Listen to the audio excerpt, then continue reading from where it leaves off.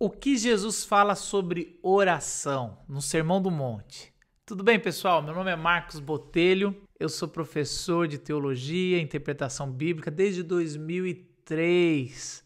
E agora eu estou fazendo, faz um bom tempo que eu estou fazendo vários estudos online, desde Atos, a gente já estudou o Evangelho de Marcos e agora estamos vendo o Sermão do Monte. Você pode estudar com a gente no YouTube ou numa plataforma chamada Eduz, que tem um link aqui de graça para você se cadastrar. É o mesmo conteúdo, só que lá eu respondo perguntas, nós temos um certificado no final do curso e eu tenho alguns vídeos extras que você pode tá lá com algumas perguntas e respostas, uma interação muito mais legal. Eu te convido para ir para lá, que a intimidade é maior, tá bom? Hoje nós vamos estudar Mateus 6, versículos 5 a 15 sobre a oração. Aqui está o Pai Nosso. Então, se você ainda não leu, eu já sei, não. Vai lá ler várias vezes, 3 pelo menos, orar, ver o que o Espírito Santo está falando com você, faz as anotações, escreve aqui embaixo e aí você assiste o vídeo para ver se Deus está falando com você, como falou comigo, como tem falado com os comentaristas que eu li e vou pôr aqui para você, tá bom? Vamos lá pro vídeo? Lembra que no capítulo 6, Jesus deixou de falar sobre a justiça moral e começou a falar sobre a justiça religiosa, como reinterpretar as atitudes religiosas. Então, ele começou falando sobre esmola, doações, agora ele vai falar sobre oração. Ele pressupõe que qualquer pessoa em qualquer religião vai fazer essas 3 atitudes, né? Orar, dar esmolas e fazer jejum. E agora ele vai focar sobre orar. E para variar, aliás, essa é uma metodologia que eu sempre uso, que eu acredito que é a melhor forma de expor. Jesus agora ele vai pegar uma figura religiosa e vai pegar uma figura pagã ou secular e vai mostrar que os dois jeitos de fazer não é o jeito que um discípulo deve fazer.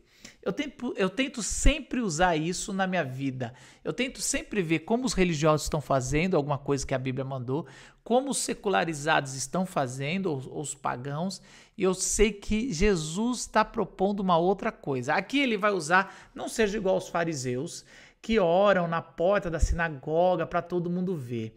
Assim como Daniel fazia no Antigo Testamento, os religiosos do primeiro século oravam 3 vezes ao dia.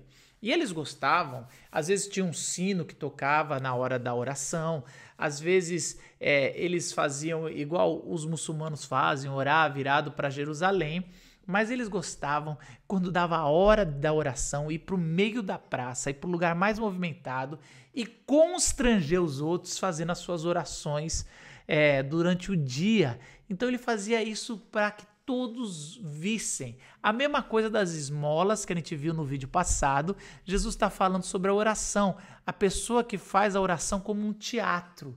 Aliás, você já reparou que quando a gente ora de voz alta é muito diferente do que a gente orar no nosso quarto secreto? Eu fico sempre assim pensando, cara, a oração alta ela tem pouco proveito para Deus no âmbito espiritual. Às vezes a gente vê as pessoas orando alto, elas vão falando o que Deus é, né? Ô Senhor, você é não sei o quê, você é bondoso. E aí a pessoa parece que Deus tem problema de identidade. A pessoa fica falando o que Deus é, o que Deus é. Deus sabe o que ele é, ele não precisa ficar sendo lembrado. Ou pessoas que usam a oração alta para pregar, já viu? Ô Senhor, como sua palavra diz, que não sei o quê. Por isso que Jesus já fala, a oração eficaz, a boa oração, ela é no privado. Porque no privado você vai falando isso, você vai ficar pensando, por que eu tô falando isso? Talvez você possa até ficar repetindo os atributos de Deus na sua oração pessoal, mas pelo menos você está falando para que isso seja internalizado. Quando é público, é diferente, é complicado isso. Por isso Jesus vai combater, de novo, as pessoas que fazem oração para ganhar um ar de piedosos. A gente, às vezes, pode usar isso para várias coisas. Pessoas que vão para a igreja por boas intenções, mas pessoas que vão para a igreja para parecer um ar piedoso. Não tem nada a ver com a atitude de ir adorar a Deus em comunidade. Então, em qualquer situação, você pode estar buscando essa aparência piedosa, essa glória para você mesmo, como um verdadeiro adorador. Eu sempre tive dificuldades com músicos que ficam fazendo uma adoração extravagante na frente das câmeras. Meu pai tinha uma charge antiga que tava assim, um montão de holofotes em cima de uma pessoa lá embaixo, e ela falava assim, não aplaudam a mim, aplaudam ao Senhor. Toma cuidado, porque isso tem muito ar de religioso, pessoas que não estão querendo a glória, mas gastam 2, 3 minutos fazendo um solo numa música, e elas, não aplaudam a mim. Ou a pessoa faz uma pregação maravilhosa, expõe, faz uma coisa bacana, e daí quando você vai elogiar, pastor, adorei a sua pregação. Não, que isso, honrar a só Deus. Então, esse tipo de pessoa que fica falando que a honra é só de Deus em público já é um jeito de mostrar o tanto que são piedosos, né? E Jesus vai falar, não façam igual os religiosos que ficam orando para se mostrar. As pessoas às vezes mudam o tom de voz. Você lembra da parábola de Lucas 18, que 2 pessoas foram orar no templo? Aí um batia no peito, não tinha coragem de olhar para frente, era o publicano, né, o cobrador de impostos. Mas o religioso, o fariseu, ficava em pé. E tem uma expressão na tradução Almeida, Revista e Atualizada, que eu gosto, que fala que ele orava de si para si mesmo. E exatamente isso. Essas pessoas que oram em público para se mostrarem, elas já receberam a recompensa. Porque os outros estão reconhecendo ele e ela como piedosos, e elas já receberam, eles não estão orando para Deus, estão orando de si para si mesmo. Mas existe uma outra forma errada, que é a forma secularizada, que é de repetição mecânica. A tradição oriental, essa meditação oriental, ela tem uma técnica de várias repetições mecânica até ela trazer um relaxamento corporal e mental. Oração não é isso. Eu não estou falando que não pode fazer esse tipo de meditação, mas isso não é oração. É muito pelo contrário. A tese lá é você se esvaziar para vir coisas boas. A tese da oração é você relacionar com Deus e aprender com Deus. E Ele vai tirar as coisas ruins que estão dentro de você. É outro caminho. Então os pagãos ficavam repetindo, até aquilo ser compreendido e ser internalizado, ou até aquilo relaxar a sua mente e entrar dentro de você, como um mantra.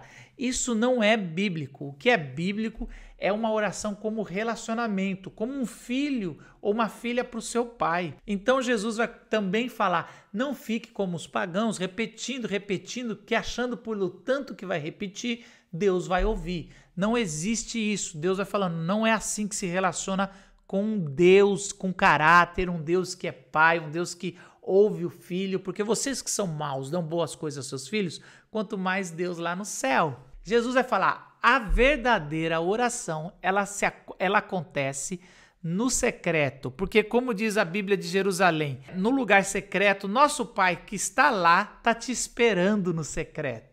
Então a verdadeira oração acontece no secreto porque lá a gente é quem a gente é de verdade.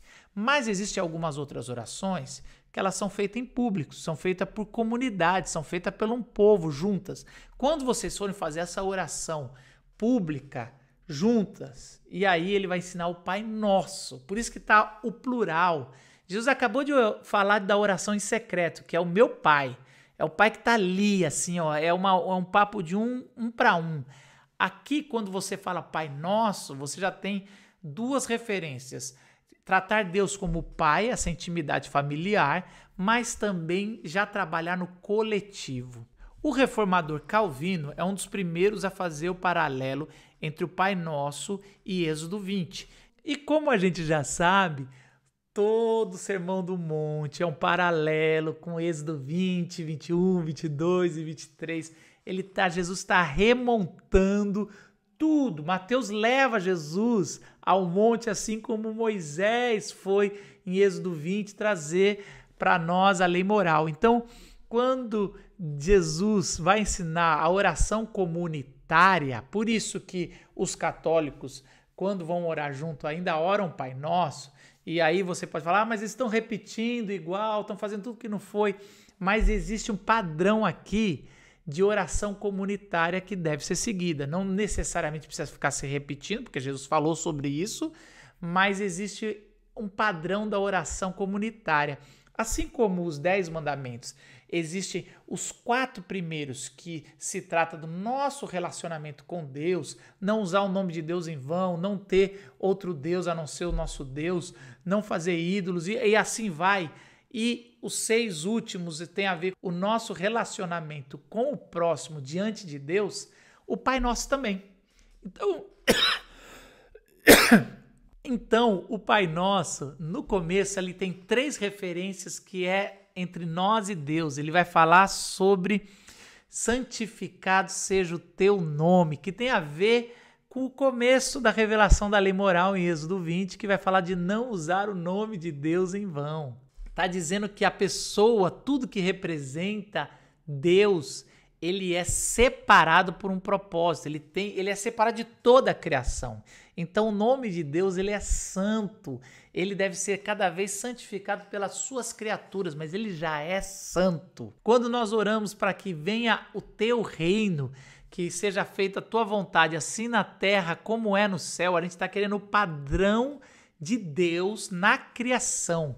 E como discípulos, nós somos os primeiros a seguir esse padrão como é no céu. Porque nós somos nascidos do alto, né? Como diria Jesus a Nicodemos. Então, nós temos não mais o padrão desse mundo. Por isso que Jesus vai falar tantas coisas que nós devemos fazer, desde amar os inimigos, desde perdoar, desde viver com misericórdia, desde tudo é diferente com Jesus. Nós temos um padrão lá do alto. Por isso que nós fazemos a vontade do Deus que está lá no alto, aqui na terra. Por isso, o Pai Nosso começa com esses 3 elementos de santificar o nome, venha o teu reino, seja feita a tua vontade. Esses são atributos dos seus discípulos para com Deus. Mas existe também a oração horizontal. Como eu vou agir com o meu próximo diante de Deus? Assim como no Antigo Testamento tinha não adulterarás, não darás falso testemunho e assim por diante, aqui tem 3 elementos que ele vai falar. Olha, Senhor, diante de ti, como comunidade, a gente pede o pão nosso de cada dia. Então é o pão básico, aquela necessidade básica. Senhor, nós pedimos, nós estamos correndo atrás como um pardal, como uma planta do campo, mas sabemos que é o Senhor que dá o básico para todos nós. Nós buscamos o reino de Deus e a sua justiça, mas nós sabemos que o Senhor tem dado o básico para nós, então nós pedimos o básico. Perdoa as nossas dívidas, como nós perdoamos aos nossos devedores. Olha que interessante, essa é a segunda coisa. Então a gente pede o pão nosso de cada dia, que é a base da vida, a base física, as necessidades básicas, mas nós pedimos também para sermos perdoados, no padrão que perdoamos. Agora deixa eu parar aqui, porque os últimos versículos ele vai falar, da mesma forma que perdoados, também será perdoado. A gente costuma ter uma teologia errada dizendo assim, ó, Deus ele deixou a seguinte, se você fizer, eu faço. Se você não for misericordioso, eu também não vou ser, como se Deus, se uma justiça de Deus se baseasse na nossa justiça. Não é assim que acontece. Deus tem o seu padrão, Deus não se equivale à nossa atitude, senão a gente estava lascado. Então, o que Jesus está dizendo aqui? Jesus está dizendo o seguinte, existem 2 formas de você exigir o padrão bíblico na hora de orar. Ou de Êxodo 21, 22 e 23, que é olho por olho, dente por dente. Então você vai lá e pede, ó, eu perdoo aqueles que têm me perdoado, mas se a pessoa errou, ela vai ter que pagar, olho por olho, dente por dente. Ou você age da nova graça, o novo jeito de interpretação de Êxodo 20, que é, não, eu vou perdoar até os que me devem. Então, presta atenção, o que Jesus está dizendo é, se você quer usar a Bíblia e exigir a lei civil, olho por olho, dente por dente, é assim que Deus vai te tratar, porque é bíblico. A base da justiça é olho por olho, dente por dente. Se você pecou contra Deus, você merece a morte eterna. Se você lida com o seu próximo no olho por olho, dente por dente, na lei civil, então é dessa forma que Deus vai tratar você. Mas se você já chegou na graça, no nascidos do alto, e perdoa, tem o padrão de Jesus, não fica exigindo a Bíblia para conseguir a sua justiça, mas a justiça você usa Jesus, é dessa forma que você vai ser perdoado. Então não é que Deus tem vários padrões para agir com você de acordo com o que você faz. É você na tua vida tá agindo como a nova aliança do jeito que Jesus trouxe, ou você quer usar a antiga aliança que é justa também, mas que dessa forma todos nós somos pecadores e não merecemos o perdão, porque não temos como retribuir a nossa dívida com Deus. Então por isso que Jesus fala, quando vocês forem orar, fala para Deus nos perdoar, assim como a nova aliança tem nos perdoado e a gente está usando no outro. É totalmente diferente os dois jeitos de pensar. Se você pensar na forma popular, que Deus só te perdoa do jeito que você age, tudo depende de você. Mas se você entender que é em cima da nova aliança que Jesus reinterpretou de Êxodo 20, tudo depende de Deus, porque você está agindo na nova aliança, no perdão de Deus, e aí ele está te perdoando assim como você perdoa, porque ele te perdoou. E por último ele fala para não cair em tentação, mas livra-nos do mal. Olha, a Bíblia o tempo todo vai falar que nós vamos ter tentações. E isso é bom, a gente vai crescer em cima das provações, das tentações, mas a gente sempre tem que entender que na última ponta do caso é Deus que nos ajuda até a vencer as nossas tentações. Nós dependemos plenamente de Deus. Então, em todos os nossos relacionamentos horizontais, desde conseguir alimentação, desde perdoar no nosso relacionamento e também no nosso jeito de tentação que a gente tem, nas nossas dúvidas, nas nossas incertezas, tudo nós dependemos de Deus. Quando formos orar em público, gastemos uma boa parte da nossa oração exaltando Deus, quem Ele é, o nome dEle e tudo mais, o reino, e também pedimos ajuda, sabendo que dependemos um do outro o tempo todo para vencer a tentação, pelo pão nosso de cada dia e para perdoar uns aos outros. Que Deus te ensine a orar no seu quarto secreto, que não sejamos igual aos religiosos, meros atores que querem no seu palco a sua glória de piedade, que não sejamos igual aos pagãos, os secularizados, que ficam repetindo, como se Deus pudesse ser manipulado, como se Deus fosse uma engrenagem sem personalidade. Que a gente possa ser como um filho, uma filha diante do Pai, amoroso, e que com a humildade de uma criança a gente chegue a Deus e peça o que nós precisamos, o básico da vida. Deus te abençoe. Galera, no próximo vídeo a gente vai falar sobre o jejum, Mateus 6, de 16 a 18. Dá uma lida lá.